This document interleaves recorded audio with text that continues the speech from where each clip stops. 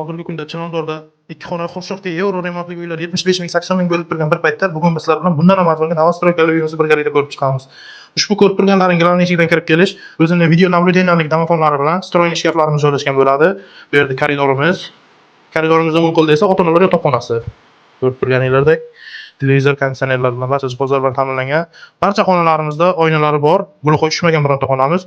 Uyimiz umumiy maydoni 47 metr kvadratdan iborat. Bu yerda esa mehmonxonamiz bo'ladi. Mehmonxonamizda ham alohida konditsionerlar, yumshoq mebellari va televizorlari bilan ko'rib turganinglardek uyimiz 9 qavatli binoning 4-qavatida joylashgan. Bu yoqda esa oshxonamiz. Kerakli barcha mebel va texnika yaxshi sifatida qo'yilgan. Uyimiz to'laqonli to'pli pol sistemasi bilan ta'minlangan, suvli to'pli pol barcha xonalarda. Bu yerda esa sanuzel qismimiz bo'ladi.